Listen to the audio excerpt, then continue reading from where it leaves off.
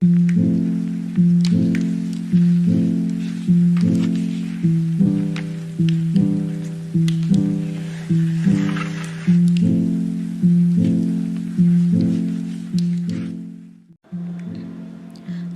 fauna umumnya tersebar di hutan-hutan atau lahan terbuka. Menurut laporan International Union for Conservation of Nature atau IUCN, jumlah hewan yang terancam punah mencapai 16.479 spesies pada 2021. Jumlah tersebut meningkat 6,99% dibandingkan pada tahun sebelumnya yang sebanyak 15.403 spesies. Sebagai salah satu upaya dalam membantu melestarikan spesies yang terancam punah, terdapat lebih dari 211 spesies satwa yang dikonservasi di Kebun Binatang Surabaya. Satwa tersebut meliputi satwa langka Indonesia maupun dunia yang terdiri dari mamalia, aves, reptilia, dan pisces. Beberapa spesies mamalia yang statusnya dilindungi kini terancam punah. Mamalia yang hidup di alam semakin lama jumlahnya semakin sedikit. Faktor penyebab kepunahannya pun beragam. Misalnya, perburuan liar untuk mengambil bagian tubuhnya yang kemudian diperdagangkan secara ilegal, kehilangan habitat aslinya, dan faktor-faktor lainnya. Dalam mengatasi permasalahan ini, Kebun Binatang Surabaya memiliki potensi dalam mengkonservasi satwa langka tersebut. Mamalia yang termasuk dalam kelompok terancam punah di alam, tetapi di kebun binatang masih ada. Maka, mamalia yang ada tersebut dapat dikembangbiakan dengan reproduksi buatan. Oleh karena itu, ditawarkan solusi dari bidang iptek menurut sudut pandang biologi berupa teknik reproduksi berbasis rekayasa sel dan teknik somatic cell nuclear transfer atau SCNT.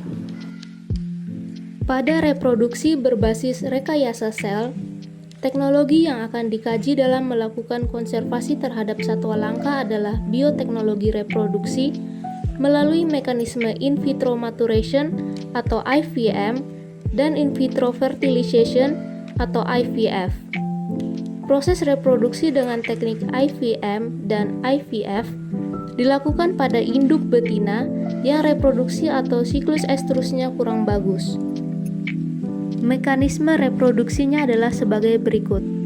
Pertama, betina secara siklus reproduksi dibuat optimal, yaitu betina ditreatment atau disuntik hormon kesuburan sehingga kualitas reproduksinya meningkat dan siap menerima embrio.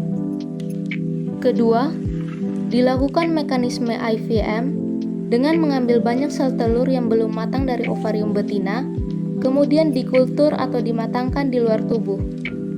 Ketiga, sel telur yang telah matang diambil untuk disimpan dalam wadah yang steril. Keempat, mengambil sperma dari pejantan. Jika spermanya jelek, maka spermanya diambil dari cauda epididymis. Kelima, dilakukan mekanisme IVF dengan cara menyuntikkan sperma pada sel telur. Keenam, sel telur akan berkembang menjadi zigot, lalu zigot berkembang menjadi embrio. Ketujuh, embrio yang bagus akan ditransfer ke uterus betina dan akan terus berkembang hingga saatnya melahirkan. Namun, apabila di Kebun Binatang Surabaya terdapat hewan mamalia yang pejantannya berumur sudah sangat tua dan kondisi sel spermanya tidak sehat, maka proses reproduksi dapat dilakukan dengan teknik SCNT. Pertama, tersedianya ovum yang telah matang. Kedua, mengeluarkan inti ovum betina, kemudian diganti dengan meminjam sitoplasma sel telur atau yang disebut dengan proses enukleasi. Ketiga, mentransfer inti sel somatik jantan ke dalam ovum enukleasi. Keempat, mengaktifasi embrio yang baru terbentuk agar dapat menginisiasi perkembangan embrionik. Kelima, kultur embrio in vitro. Keenam, mentransfer embrio ke uterus betina. Kedua solusi tersebut sudah bagus dalam melakukan konservasi terhadap satwa langka. Namun, metode yang digunakan memerlukan biaya yang mahal dan sifatnya sensitif. Oleh karena itu, diperlukan sebuah kerjasama antara pihak Kebun Binatang Surabaya dan para ahli atau peneliti di bidang reproduksi hewan, bioteknologi, dan kultur jaringan hewan dengan melibatkan pusat riset ataupun perguruan tinggi yang mengembangkan.